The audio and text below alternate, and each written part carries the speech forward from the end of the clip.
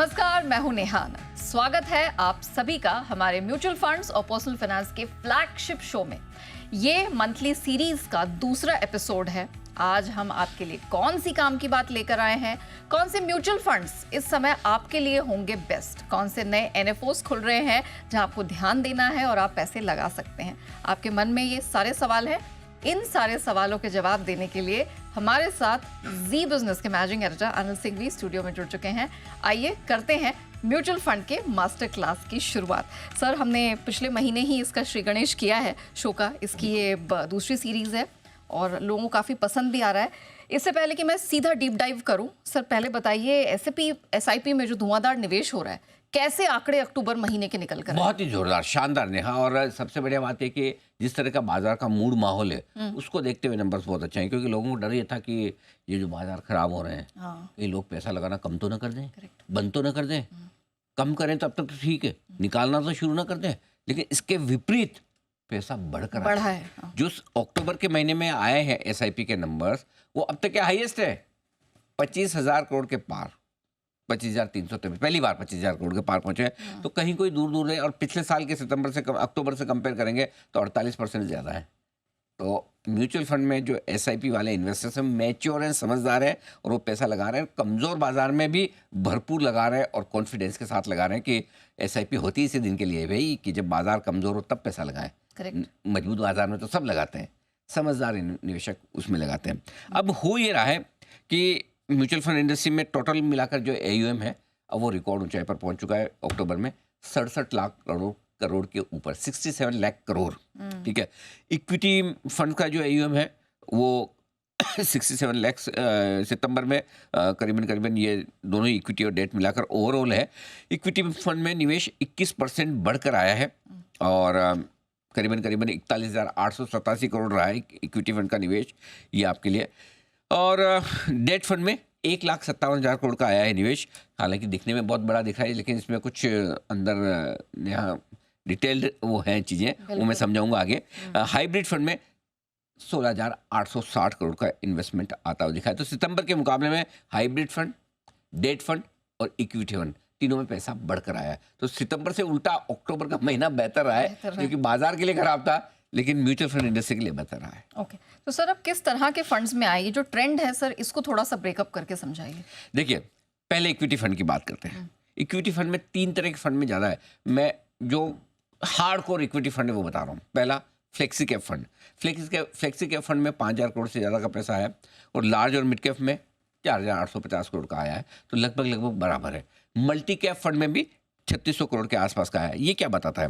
ये बता रहा है कि जो इन्वेस्टर्स हैं वो किसी एक तरह के large cap, mid cap, small cap में डालने के बजाय वो फंड मैनेजर पे ज़्यादा भरोसा कर रहे हैं। अच्छा, आपके हिसाब से आपको जब लगे मिड कैप में लगा लेना, आपको लगे स्मॉल कैप में आप लगाना, आप डिसाइड करो। मुझे नहीं डिसाइड करना। क्लियर है?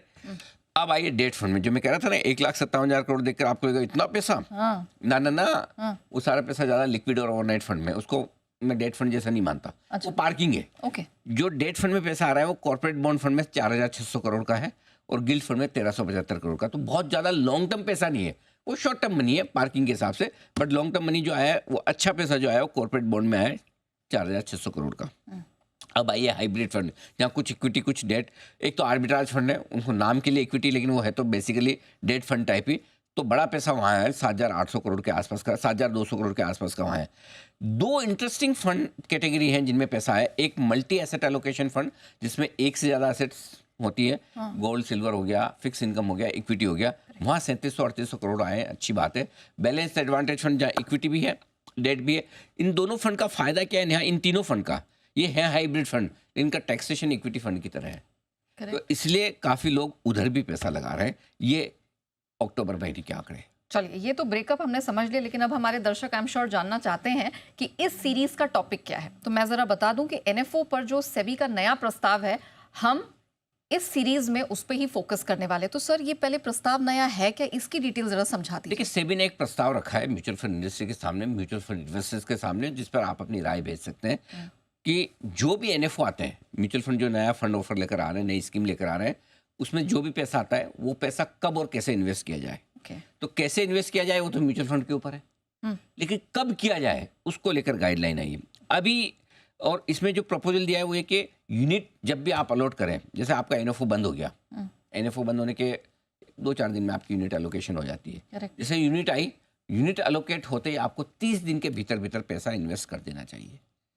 ठीक है, ये क्लियर। और अगर 30 दिन के भीतर आप पैसा पूरा न इन्वेस्ट कर पाए तो आपको कारण बताना होगा कि ऐसा आप क्यों नहीं कर पा रहे हैं। अच्छा। कारण सही लगा तो आपको 30 दिन का और एक्सटेंशन मिल सकता है, यानी कि कुल मिलाकर 60 दिनों के भीतर भीतर आपको पैसा लगाना होगा।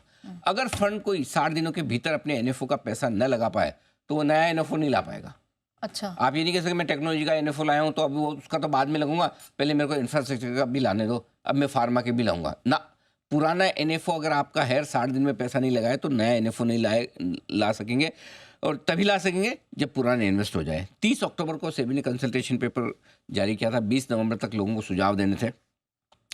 इसमें एक ही चीज़ है, ये जो सुझाव है, ये जो नियम है, ये उन फंड्स पर लागू होते हैं जो एक्टिवली मैनेज किए जा रहे हैं फंड मैनेजर्स के द्वारा। फंड मैनेजर को दिमाग लगाना कि उन्हें कहाँ पैसा लगाना है। जो भी फंड इंडेक्स फंड है या ईटीएफ फंड है उन पे यह लागू नहीं होता, क्योंकि इंडेक्स और ईटीएफ फंड में तो वैसे भी फंड मैनेजर दिमाग लगाता नहीं है, पैसा आया वो तुरंत इन्वेस्ट कर ही देगा। सो ये ध्यान में रखने वाली बात है कि ईटीएफ और इंडेक्स फंड को छोड़कर ये नए नियम लागू होंगे। अभी प्रस्ताव है, फाइनल यही होंगे, इसमें ज़्यादा कुछ फेरबदल होने वाला नहीं है। तो इसके लिए म्यूचुअल फंड इंडस्ट्री को तैयार रहना होगा।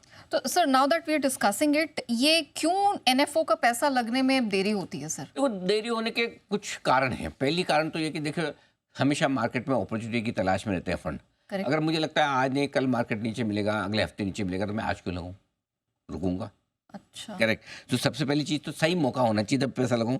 आमतौर पे 30 दिन में 50 से 60% पैसा लगा देते हैं फंड। ऐसा नहीं कि नहीं लगाते, बिल्कुल देखते रहते, वैसा नहीं, लगा देते हैं। लेकिन क्या कई बार बहुत ज़्यादा तेजी हो गई हो बाजार में, आपको लगता, कई बार जैसे फॉर एग्जाम्पल 3 डिफेंस फंड एक साथ मार्केट में लॉन्च हो गए।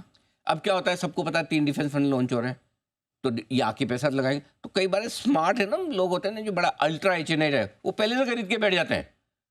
और ये डिफेंस फंड आ रहा है तो इनको एचएल तो लेना ही पड़ेगा, बीएल तो लेना ही पड़ेगा, बीडीएल तो लेना ही पड़ेगा, हम पहले से पोजीशन बना लें। तो फिर फंड को क्या होता है, ऊपर खरीदना पड़ता है।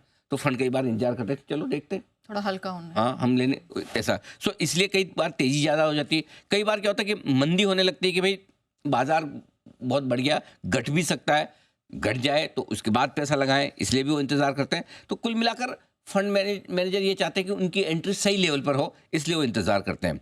ये और कोई कारण नहीं है। ओके, हाँ, ठीक है। तो सर, अब मैं इस पर आपका एक टेक चाहूंगी। एनएफओ रकम के निवेश की ये जो टाइमलाइन है, ये इतनी इंपॉर्टेंट क्यों है?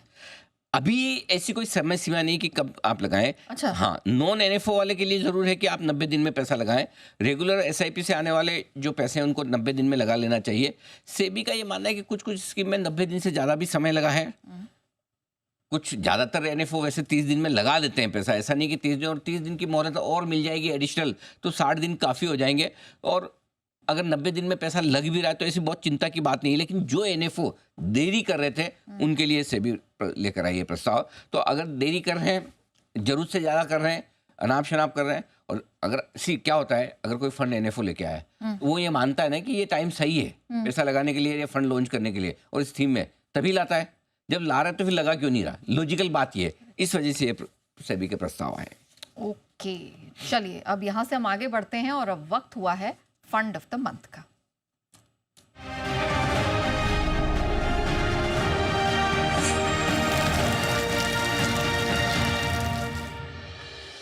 तो सर, सबसे इंटरेस्टिंग पार्ट, कौन सा फंड इस महीने के लिए सूटेबल है? दो। पहला फ्लेक्सी कैप फंड। ये समय है सबसे बेहतरीन जब आप फ्लेक्सी कैप फंड में पैसा लगाएं। नया पैसा अगर आप लगाना चाहते हैं तो फर्स्ट चॉइस होनी चाहिए आपकी flexi cap. Flexi cap fund में क्या है, लार्ज कैप भी मिलेंगे, मिड कैप भी मिलेंगे, स्मॉल कैप भी मिलेंगे।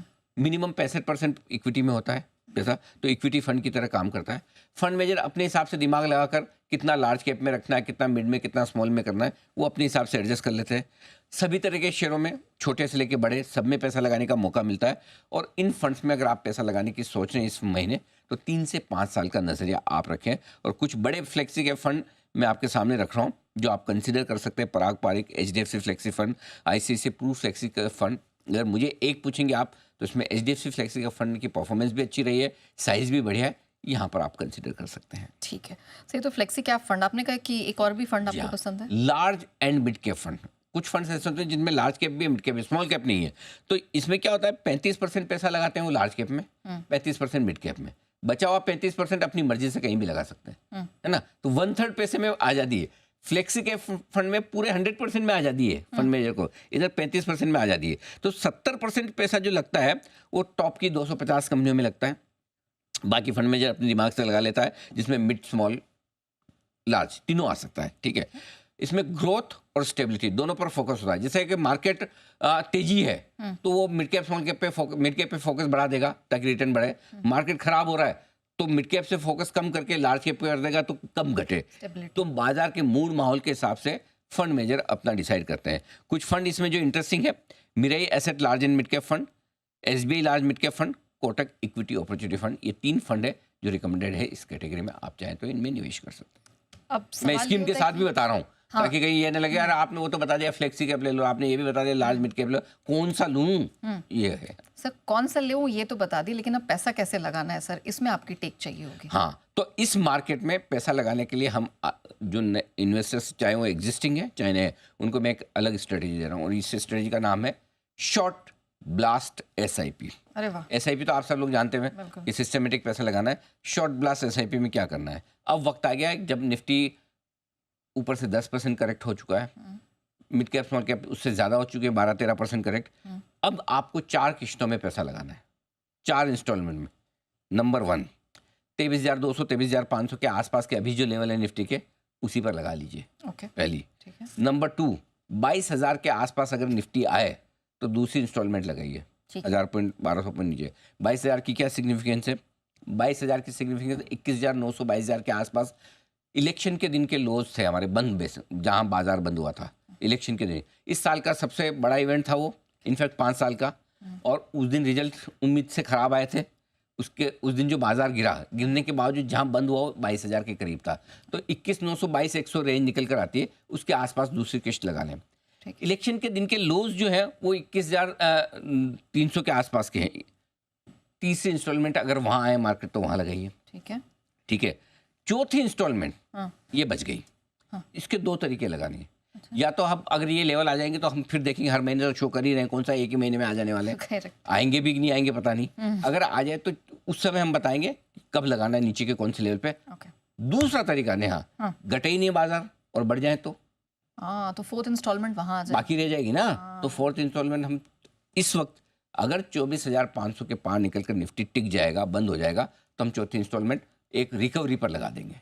तब हम 26,000 प्लस के टारगेट के लिए या जो भी होगा वो तो फिर मैं रोज शो में भी बताता हूँ और अगले शो में भी बता दूंगा। 1 से 3 साल का व्यू लेकर पैसा लगाइएगा। ठीक है। और ये जो SIP है, ये दोनों कैटेगरीज जो आपने बताई, दोनों में इसी में करनी है। फ्लेक्सी कैप फंड में करिए, लार्ज और मिड कैप फंड में। ये शॉर्ट ब्लास्ट SIP के लिए आपके लिए परफेक्ट है। ऑलराइट, चलिए सर ने फंड ऑफ द मंथ की पूरी डिटेल्स और पैसा लगाने का तरीका बता दिया, लेकिन अब वक्त है NFO कॉर्नर का।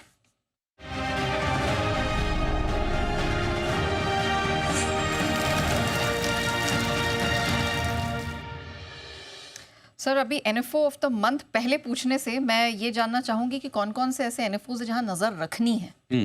तो सबसे पहला फंड है जो खुला हुआ है, टाटा इंडिया इनोवेशन फंड। पहले मैं एक्टिव फंड बता रहा हूँ आपको। एक्टिव फंड पहले बता दूं। एक्टिव फंड का मतलब ये होता है जिसमें फंड मैनेजर अपनी मर्जी से स्टॉक चुनता है, अपनी मर्जी से पैसा लगाता है। पैसिव फंड वो होता है वो किसी इंडेक्स को फॉलो करके उसमें पैसा लगाता है। पहले एक्टिव फंड की बात करें। इनोवेशन फंड जैसा कि इक्विटी फंड है, थीमेटिक फंड है, इनोवेशन यानी टेक्नोलॉजी इनोवेशन वाले स्टॉक्स में पैसा लगाता है। यहाँ पर इक्विटी की तरह ये है फंड और इसमें आप पैसा लगा सकते हैं।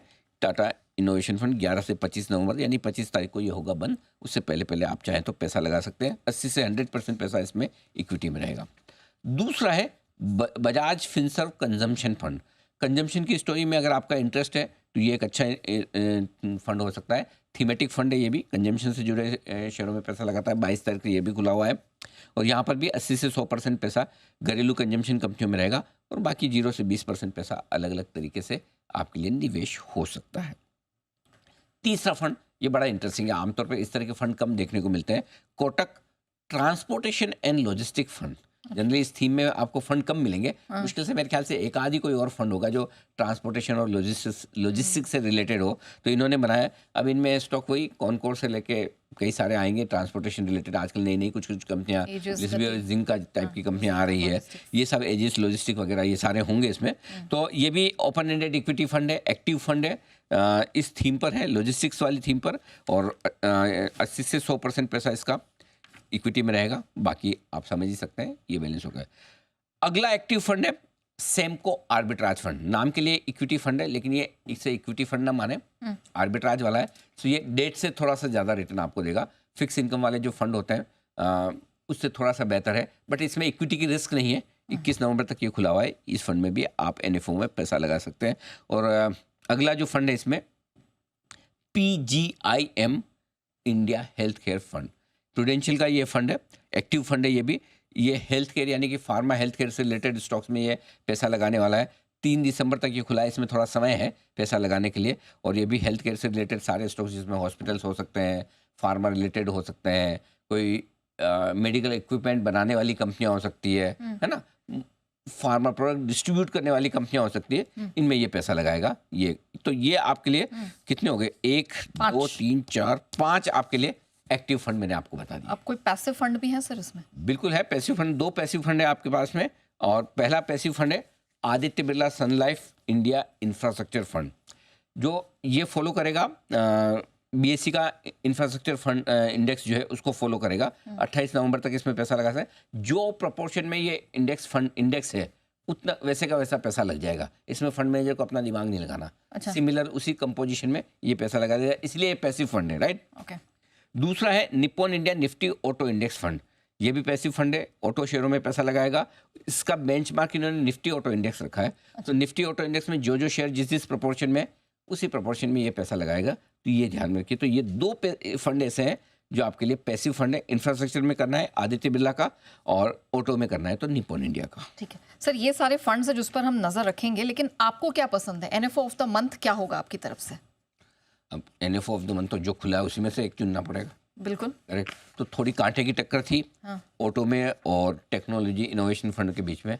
तो मैंने लेकिन थोड़ा सा एक नॉच ऊपर मुझे इनोवेशन वाला लगा। तो टाटा इनोवेशन फंड ये इस महीने का NFO होगा। इसमें IT और टेक्नोलॉजी से जुड़े हुए, इनोवेशन से जुड़े हुए शेयरों में निवेश होगा। क्योंकि हम IT सेक्टर का आउटलुक थोड़ा बेहतर देख रहे हैं। ट्रम्प साहब के आने के बाद वहाँ की इकोनॉमी मजबूत होनी चाहिए और मजबूत होनी चाहिए। इंडियन IT कंपनियों को वहाँ का फ़ायदा भी मिलेगा। तो उस लिहाज से हमें लगता है कि ये सेक्टर बेहतर हो सकता है। 3 से 5 साल के लिए आपको इस NFO में निवेश करना चाहिए। NFO का मतलब ये नहीं समझिए नेहा जी कि जैसा IPO आता है, लिस्टिंग हुई पहले दिन बेच के निकल जाए, ये वैसा नहीं। ये NFO है। व्यू आपका 3 से 5 साल का मिनिमम होना चाहिए, बल्कि जितना ज़्यादा रखें उतना बेहतर, क्योंकि आप थीमेटिक फंड में पैसा लगा रहे हैं, डाइवर्सिफाइड फंड में नहीं। ये ध्यान में रखना ज़रूरी है। ओके, चलिए, बहुत ही इंटरेस्टिंग डिस्कशन ये रहा है। लेकिन अब हम आ गए हैं शो के अंत की तरफ, लेकिन सबसे इंटरेस्टिंग पार्ट की तरफ आ गए हैं, और वो है काम की बात।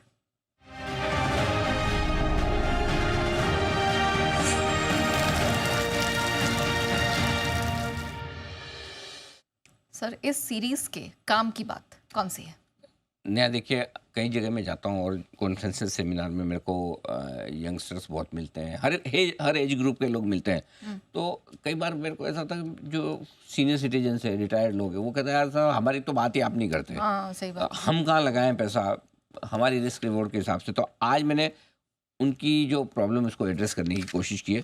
तो रिटायरमेंट के बाद जब आपको एक मुश्त पैसा मिलता है, बड़ा पैसा मिलता है, उसको इन्वेस्ट कैसे करें, तो वो एकदम बड़ा बर्डन आ जाता है सर पे। ओह, इतना पैसा आ गया, अब क्या करूं। तो आपको 2 चीज़ समझनी है। रिटायरमेंट के बाद आपकी ज़रूरत क्या है? पहला, हर महीने आपको पैसा चाहिए खर्चे के लिए, है ना। तो रेगुलर आय की ज़रूरत है। तो अगर रेगुलर आय की ज़रूरत है, हर महीने पैसे चाहिए, तो फिर उसका इन्वेस्टमेंट भी उस तरीके से होना चाहिए। अब ध्यान से समझिएगा किस तरह से करना है। रिटायरमेंट पे आपके पास जो भी पैसा आ रहा है 2 टुकड़ों में बांट। ओके। 2 पार्ट होंगे। ठीक है। एक पार्ट पहले ऐसा होगा जो एकदम कम रिस्क वाला डेट फंड आप लेंगे, ठीक है। कम रिस्क वाला जो शॉर्ट टर्म फंड हो सकता है, लिक्विड फंड हो सकता है, ठीक है, या फिर कम रिस्क वाला बॉन्ड फंड हो सकता है, लो ड्यूरेशन वाला वो हो सकता है। एकदम कम रिस्क वाला, इस पैसे में आपको रिस्क नहीं लेनी। डेट फंड में आप ये बोलेंगे डेट फंड में क्या रिस्क है, नहीं होती। डेट फंड में भी एनएवी ऊपर नीचे होने की रिस्क होती है। तो डेट फंड में भी आपको कम रिस्क वाला डेट फंड लेना है, हाई रिस्क वाला डेट फंड नहीं लेना, ठीक है। बाकी बचा हुआ पैसा आपको डालना है balance advantage fund. Balance advantage fund में क्या है, आपको इक्विटी और डेट दोनों मिलता है। क्योंकि इक्विटी पोर्शन ज़्यादा है, उसका टैक्सेशन इक्विटी की तरह होता है। तो आपका डेट में भी जो कमाई हो रही है ना, उस पर टैक्स उतना बच जाता है इक्विटी की तरह, ठीक है ना। इसलिए बैलेंस एडवांटेज फंड। अब आपको रिक्वायरमेंट क्या है, हर महीने पैसा चाहिए, बिल्कुल रेगुलर चाहिए, तो कहाँ से आएगा। तो शुरुआत के 3 साल, 0 से लेकर 3 साल तक आपका पैसा आएगा उस डेट फंड से, जो लो रिस्क वाला डेट फंड आपने लिया ना, उसमें से हर महीने थोड़ा थोड़ा निकालते रहो, ठीक है। 3 साल के बाद आपको लेना है पैसा बैलेंस एडवांटेज फंड से। तो 3 साल में इक्विटी और डेट का मिक्स है, तो थोड़ा समझो आपने ₹1,00,000 डाला तो 1,20,30 हज़ार रुपये हो जाएगा, ठीक है। तो वहाँ पे आपका कॉर्पस बन जाएगा। तो वहाँ से आप धीरे धीरे धीरे SWP करें। SWP का मतलब क्या है, सिस्टमेटिक विड्रॉल प्लान। एक तो क्या होगा, 3 साल हो गया, लॉन्ग टर्म हो गया, टैक्स कम हो गया आपका, ठीक है। दूसरा, आपका जो पैसा डाला है उस पर कमाई भी आ गई, करेक्ट। तो आप थोड़ा थोड़ा से कभी भी आधा % 1% जितना कॉर्पस है उतना ही निकालें। से सपोज आपने 1,00,000 रुपए निकाले, तो कम से कम ये मान के चलो 100 महीने तो जिंदा रहूँगा, खैर तब तक और बढ़ता रहेगा, वो अलग बात है। तो आधा 1% निकालते जाएं। 3 साल में क्या हुआ, आपका इन्वेस्टमेंट बढ़ ही जाता है और पैसा जरूरत के हिसाब। कई बार क्या होता है, अचानक से इक्विटी मार्केट में तेजी हुई और बैलेंस एडवांटेज फंड ने ज़्यादा कमाई करके दे दी, तो आपको लगता है ज़्यादा निकाल दूँ ना। ये आपकी रिटायरमेंट प्लानिंग है, इस पर उतना ही निकाले जितनी आपकी ज़रूरत है। ऑलराइट, चलिए, तो ये बेहतरीन काम की बात सर ने आपसे शेयर की है। ये हमारी म्यूचुअल फंड की मास्टर क्लास की सीरीज़ 2 है। आप ज़रूर हमें बताइएगा कि आपको ये सीरीज़, ये शो कैसा लगा। आप एक्स के माध्यम से, सोशल मीडिया के कितने प्लेटफॉर्म्स हैं। जो कि नेहा जी, जो हमारे दर्शक जो भी इसमें म्यूचुअल फंड की मास्टर क्लास में जानना, सुनना, समझना चाहते हैं, हम तो कोशिश ही करें कि सारी चीज़ें आएँ। लेकिन अगर फिर भी आपकी रिक्वायरमेंट है कि हमें ये बताइए, तो अगले शो में हम उसको इंक्लूड करेंगे। बिल्कुल। चलिए, तो बिल्कुल अपने यहाँ पर सुझाव हैं और आप क्या देखना चाहते हैं ज़रूर शेयर करिएगा। जी बिज़नेस के हैंडल पे सर को भी आप उसमें टैग कर सकते हैं और बता सकते हैं कि आप अगली सीरीज़ में क्या देखना चाहते हैं। तब तक हमारी खास पेशकश में इतना ही। हमें दीजिए इजाज़त। नमस्कार।